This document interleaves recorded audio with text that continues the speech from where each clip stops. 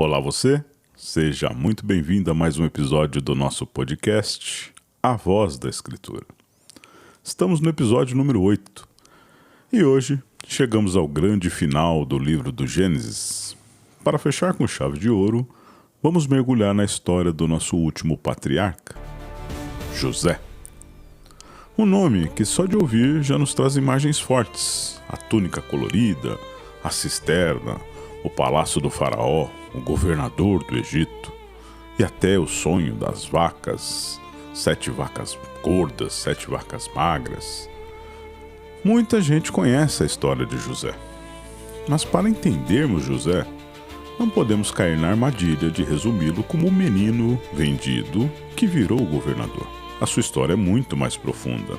Ela é a história de um Deus que escreve certo por linhas tortas, que transforma a traição em oportunidade e que usa o que nós achamos injustiça para treinar seus escolhidos. Hoje, vamos caminhar do fundo da cisterna até o trono do Egito e descobrir como José nos ensina a confiar quando tudo parece perdido.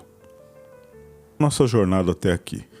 Vimos Deus chamando Abrão para uma grande obra e essa promessa foi passada de geração em geração.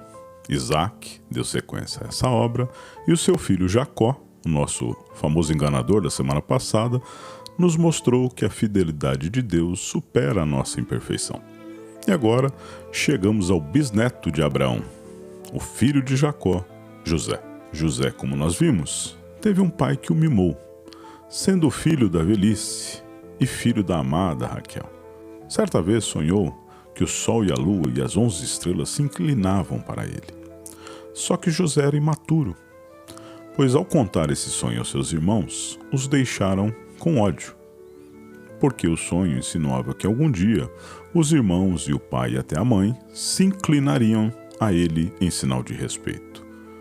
O José iria amadurecer, mas em meio à dor. Lembrando também é que ele se tornou o primeiro da família a realmente demonstrar a fé na prática, sem reclamar.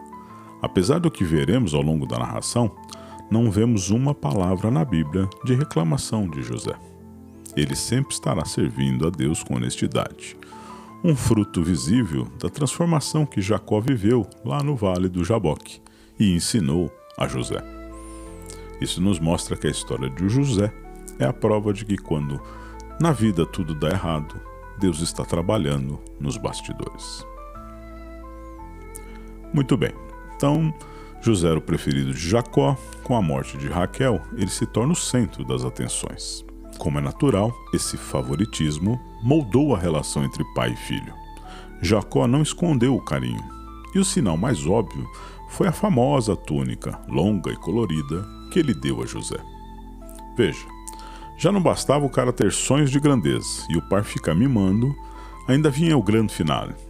Quando com 17 anos, o pai de Jacó deu uma túnica a José. Uma túnica com cores, com uma coisa muito difícil naquela época. E cara, temos aqui um sinal muito forte para o restante da família, principalmente para os irmãos.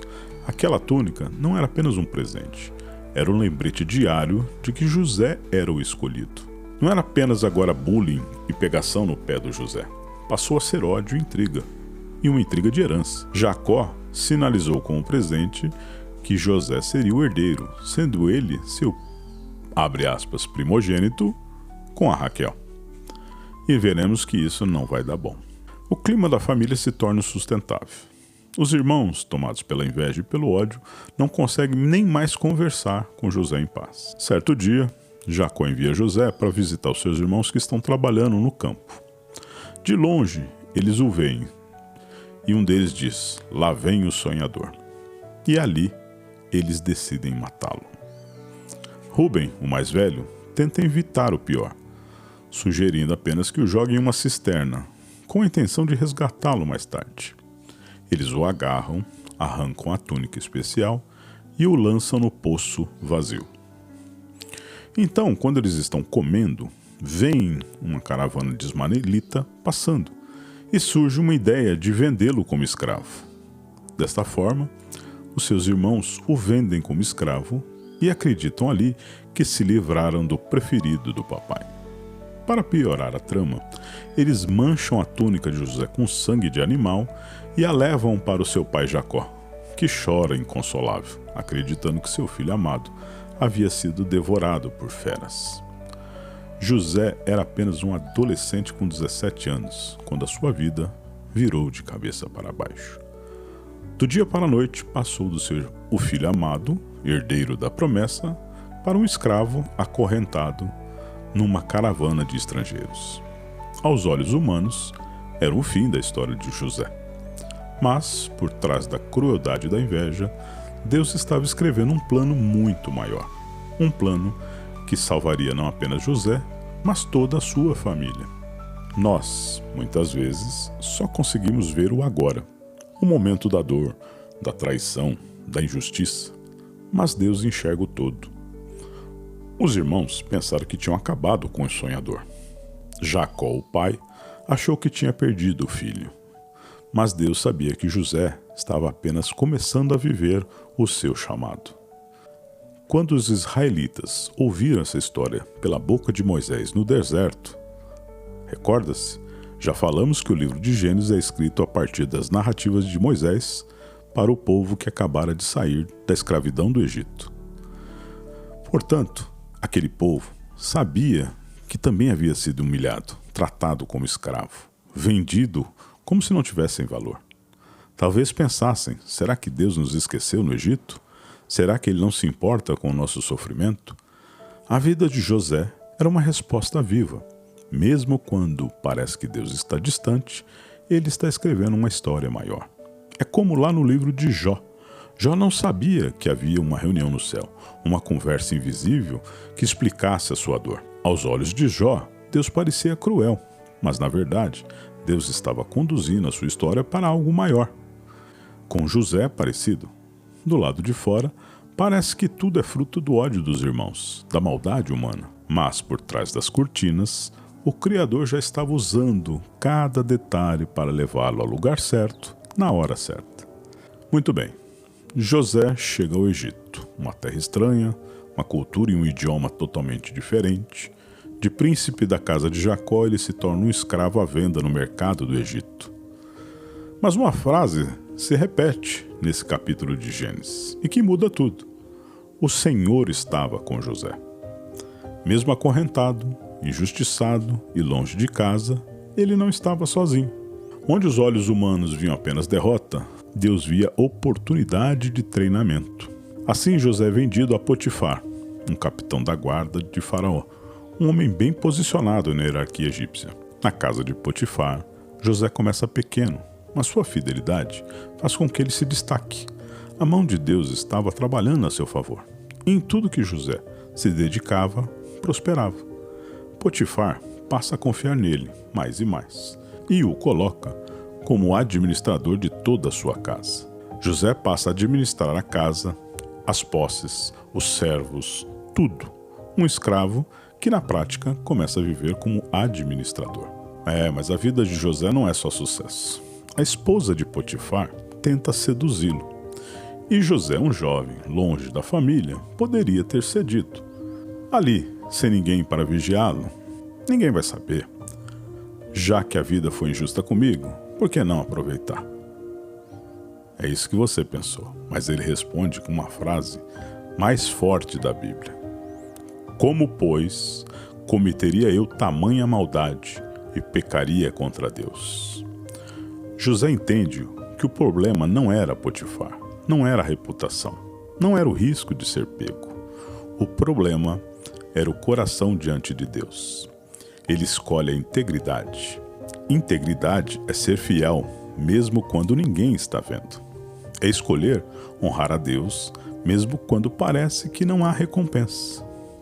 E por escolher a integridade, ele paga um preço alto.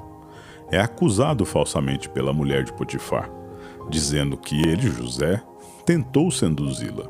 E como ela havia ficado com a capa na mão quando José fugiu do quarto correndo, ele é jogado na prisão.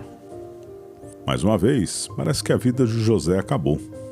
Mas no fundo, a mesma frase se repete no texto bíblico. O Senhor estava com José. Quantas vezes a fidelidade a Deus nos coloca em situação difícil? Quantas vezes a fazer a coisa certa nos custa amizade, oportunidades e até mesmo reputação? Com José aprendemos que vale a pena, porque a prisão não era o fim, era apenas mais um degrau no plano maior que Deus estava escrevendo. Agora o nosso jovem sonhador está atrás das grades, preso por algo que não fez. O silêncio de Deus deve ter parecido ensurdecedor. Novamente, José não se deixa vencer pelo rancor, mas permanece fiel, íntegro, fazendo o que pode, sem reclamar. Por causa dessa fidelidade, ele ganha a confiança agora dos carcereiros e passa, em pouco tempo, a administrar a própria prisão. É como se Deus estivesse treinando José em cada estação da vida. Primeiro em casa, cuidando dos rebanhos do pai, lidando com os irmãos.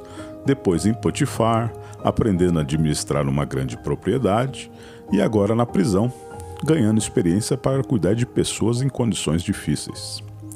Tudo isso o prepara, sem que ele soubesse, para um dia administrar o maior império da época. Na prisão, José conhece dois homens importantes, o copeiro e o padeiro do faraó. Ambos têm sonhos perturbadores. E ali, no silêncio da cadeia, José lembra de algo. Deus é quem dá as interpretações. Ele, com fé e humildade, entrega a interpretação, lembrando que Deus é quem revela os mistérios. Veja o amadurecimento de José. Ele não é mais o menino que se gaba dos sonhos.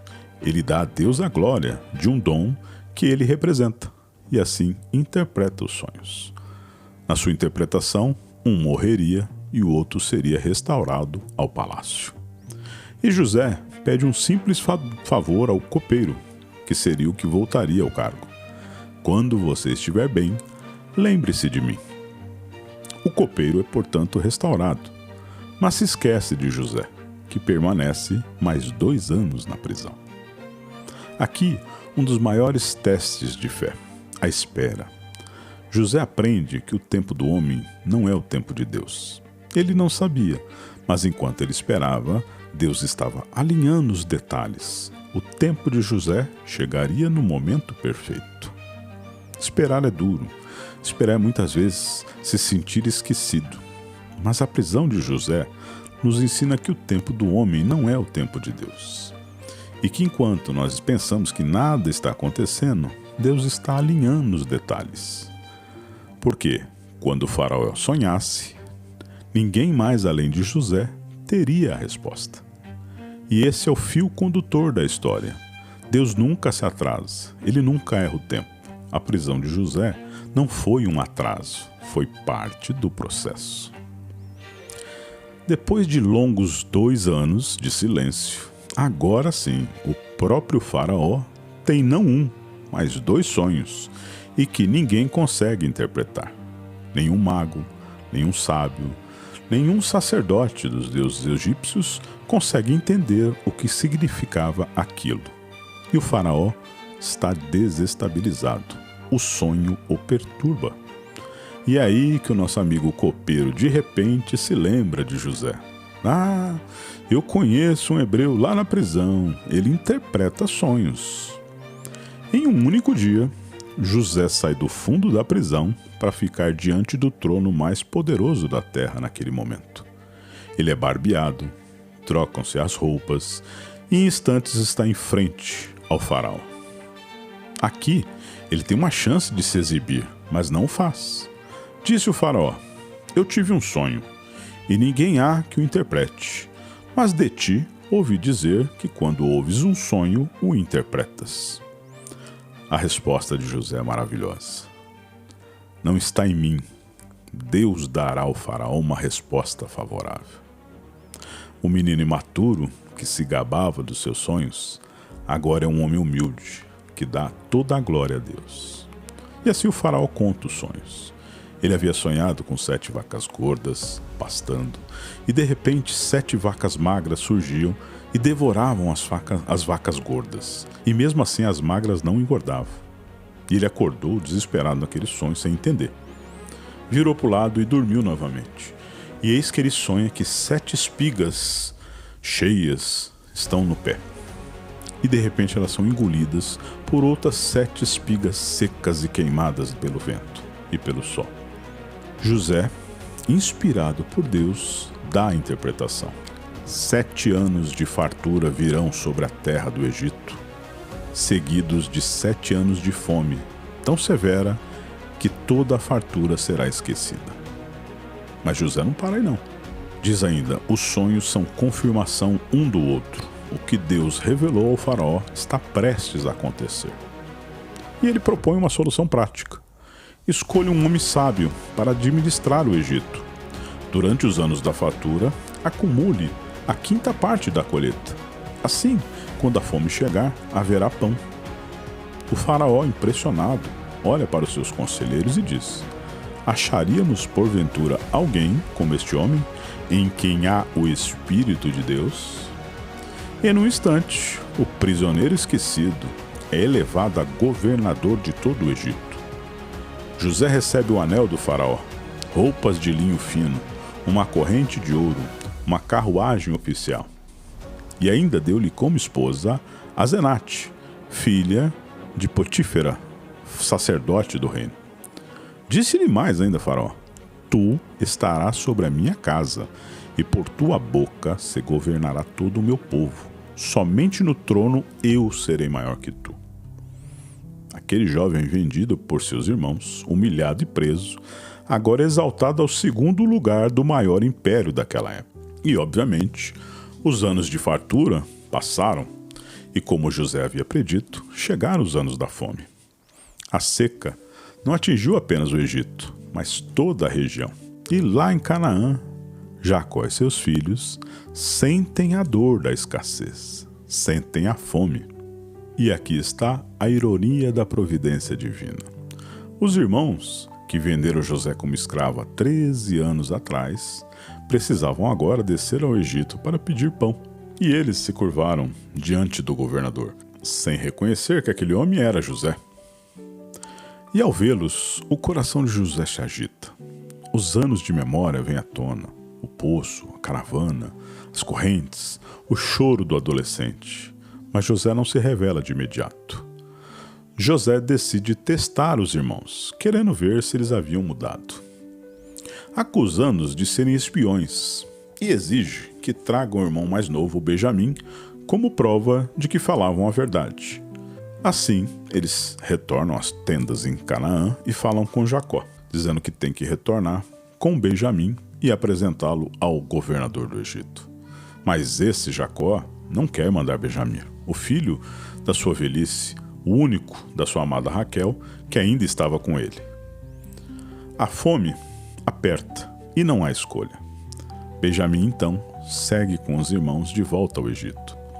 Quando José o vê, a emoção é tanta que ele precisa sair correndo e chorar em segredo. O menino que ele jamais imaginou rever está diante dele, vivo, crescido e protegido por Deus. José continua o teste, colocando a sua taça de prata no saco de Benjamim e libera todos para voltarem para Jacó. Porém, os guardas o seguem no meio do caminho e revistam as coisas, e encontram a taça roubada no saco de Benjamim. A estratégia era clara. Ele queria ver se os irmãos repetiriam a mesma traição que cometeram com ele, entregando agora Benjamim para salvar a própria pele. Mas aqui vem o ponto da virada. Judá, o mesmo que o vendeu anos atrás, se oferece como escravo no lugar do irmão mais novo, Benjamim. Ele mostra que a família antes quebrada pela inveja, agora estava sendo restaurada pelo amor e pela responsabilidade. Então José, enfim, não aguentando mais, se revela e diz: eu sou José, vosso irmão. Quando José se revela aos irmãos, a primeira pergunta que ele faz é carregada de amor e saudade. Meu pai ainda vive? É como se, no fundo, todo o sofrimento que ele passou nesses anos tivesse um único desejo: o poder de rever Jacó. Os irmãos, chocados, não conseguem nem responder. O medo os paralisa, afinal, aquele era o homem mais poderoso do Egito. e eles haviam sido os responsáveis por lançá-lo à escravidão. Mas José, quebrado em lágrimas, os abraça e os consola. Não foram vocês que me enviaram para cá, mas Deus. Ele entende que de forma profunda que sua história não foi conduzi-la pelos erros humanos, mas pela providência divina. Os irmãos agiram por inveja, os mercadores por ganância, Potifar por ira e o copeiro por esquecimento. Mas em todos esses fios de injustiça, Deus estava tecendo uma história de salvação. Assim, os irmãos voltam para Canaã com uma notícia quase inacreditável: José ainda vive. A Bíblia diz que o coração de Jacó desfaleceu, porque ele não acreditava. Foram anos acreditando que seu filho estava morto, vivendo um luto, carregando uma dor incurável. Mas quando ele vê as carruagens enviadas do Egito, finalmente acredita e declara: basta, meu filho José ainda vive, e irei vê-lo antes de morrer. Jacó parte, portanto, com toda a sua família, e nessa noite, no caminho, o Senhor lhe aparece em uma visão e confirma: não temas, desças ao Egito, porque eu te farei de ti uma grande nação ali, e descerei contigo ao Egito, e certamente te farei subir de novo. Este detalhe é fundamental. O mesmo Deus que conduziu Abraão, que guiou Isaac e sustentou José até agora, garante a Jacó que o Egito não será o fim, mas apenas um capítulo do grande plano. E assim, 70 pessoas descem ao Egito, uma família pequena, frágil, mas que ali, nas fornalhas da aflição, ao longo de 4 séculos, se tornariam quase 2 milhões de pessoas, a nação de Israel. O último versículo de Gênesis diz o seguinte: e morreu José, da idade de 110 anos, e o embalsamaram e o puseram num caixão no Egito. Entre os 17 anos e os 30, foram 13 anos de sofrimento, cisterna, escravidão, prisão. Mas depois teve cerca de 80 anos de honra e tranquilidade. O livro do Gênesis é fascinante. Ele começa com um jardim perfeito, onde tudo era vida, beleza e comunhão, mas termina com um caixão no Egito. É como se o livro inteiro fosse um retrato da nossa própria história. Aquilo que Deus fez bom, nós transformamos em dor. O pecado que começou no Éden atravessa gerações e chega até aqui, encerrando o primeiro livro da Bíblia, não com festa, mas com luto. Mas veja, mesmo no meio da morte, a esperança não se apaga. José pediu que os seus ossos não permanecessem no Egito. Ele acreditava que Deus cumpriria a promessa, que um dia seu povo voltaria para a terra que havia sido jurada a Abraão, Isaque e Jacó. Por isso, seus ossos foram levados séculos depois, no Êxodo, como um sinal de que a fidelidade de Deus atravessa gerações. No caixão, no final de Gênesis, não é um ponto final, é uma vírgula. É lembrar que a história continua e que Deus, que cria vida no princípio, é o mesmo que no fim transforma a morte em ressurreição. E assim, do jardim ao caixão e do caixão à promessa, seguimos um caminho, certo de que a fidelidade de Deus nunca falha. No Gênesis, temos 2 grandes lições. De onde viemos? Fomos criados por Deus para viver com Ele. Para onde vamos? A história não termina no Egito, nem no deserto e nem no túmulo. A história caminha para a redenção em Cristo, o verdadeiro José, que sofreu para salvar muitos, venceu a morte ao ressuscitar e pagou pelos nossos pecados, e assim nos conduzirá ao encontro definitivo com o Pai. No próximo episódio, vamos avançar alguns anos na história e ver esse povo se multiplicando dentro do Egito e conhecer uma nova figura emblemática. Nascerá Moisés no livro do Êxodo. Obrigado por ouvir até aqui. Esse foi o nosso 8º episódio do podcast A Voz da Escritura.